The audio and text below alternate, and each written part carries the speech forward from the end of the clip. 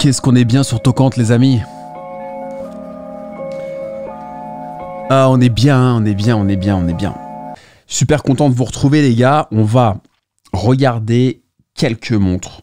On va regarder deux montres aujourd'hui, deux montres que je possède. Je vais te dire pourquoi c'est des montres super sympas. Et tu vas voir que pour moins de 5000 €, tu peux avoir deux belles pièces. C'est une bonne alternative à Rolex. C'est vrai que je parle beaucoup de Rolex sur cette chaîne parce que c'est une marque que j'aime beaucoup. Mais tu peux avoir deux alternatives pour moins de 5000 € qui sont très intéressantes. La première, c'est celle que j'ai au poignet, mon ami. J'en ai déjà parlé sur cette chaîne. C'est une IWC Mark 17. Donc, c'est une montre d'aviateur. Je crois que c'est 41 mm. Je me souviens plus de la fiche technique par cœur, mais il me semble que c'est 41 mm le boîtier. T'as l'anti-reflet double face. Hein. Ils sont moins radins que chez Rolex, hein, qui n'en met pas.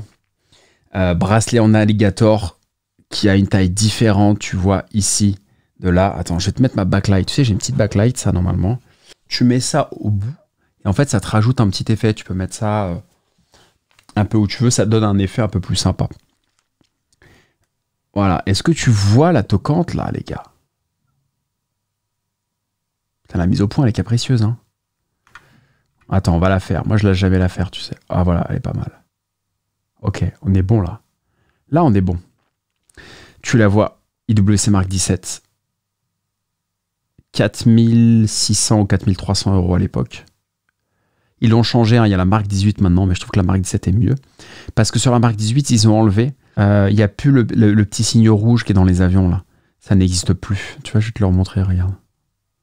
Tu le vois ici ou pas? Voilà, c'est laborieux, hein. Tu m'en veux pas. Super, super montre. J'ai un test de l'IWC Mark 17. Va voir sur ma chaîne. J'en ai parlé au tout début de la chaîne.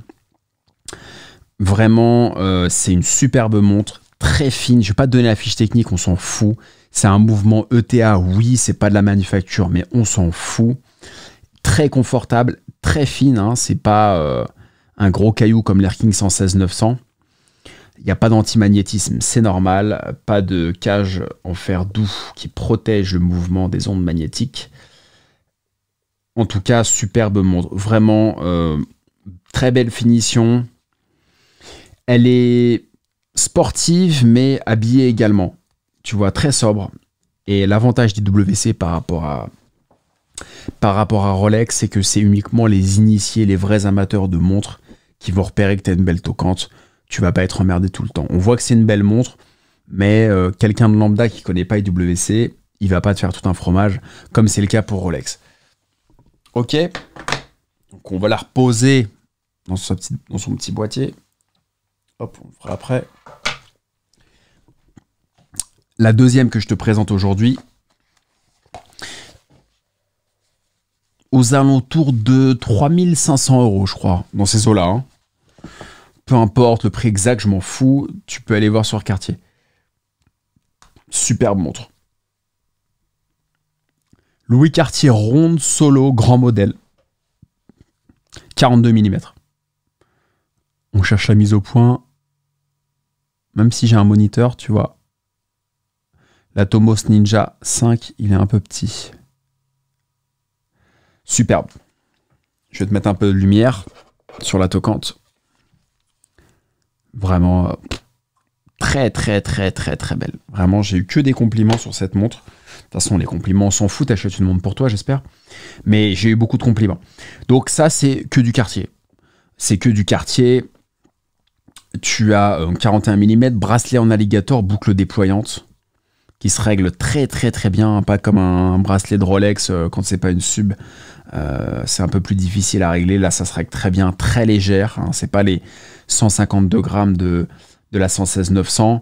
Là, on est, je sais pas sur combien de grammes, mais vraiment légère, très fine. Donc vraiment très agréable à porter, élégante, avec un costume très bien. Elle peut se porter un peu en version sport. Ça donne un petit côté décalé avec un t-shirt blanc. Moi, j'aime beaucoup. Et puis, c'est que du Cartier, hein, bien sûr, les chiffres romains. La petite pierre bleue, l'emblème de Cartier. Les aiguilles bleuies. C'est pas bleu, c'est bleuies. Tu vois, elles sont devenues bleues, en fait. Franchement, c'est très, très beau. Je te laisse kiffer un peu. On les voit pas trop, je suis désolé. Ouais, t'as raison, faudrait que je mette ça. Vraiment, ça, c'est une très très très bon.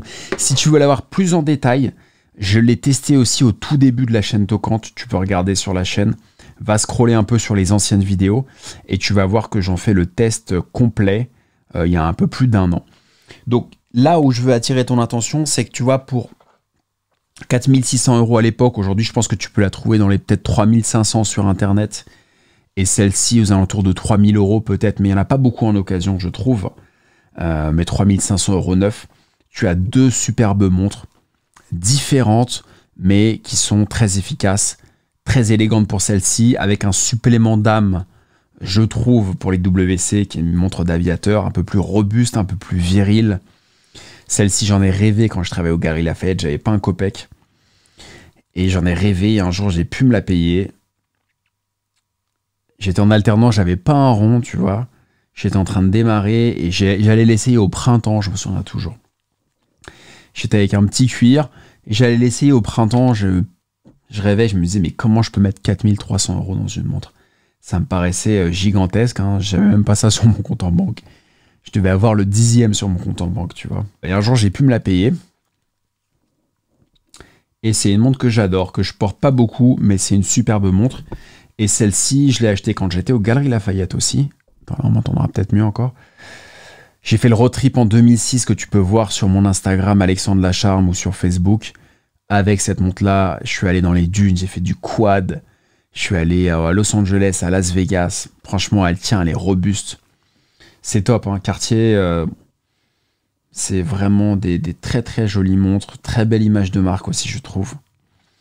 Donc voilà, ces deux montres-là, n'hésite pas, laisse un commentaire pour me dire ce que tu en penses. Et je te dis à très vite.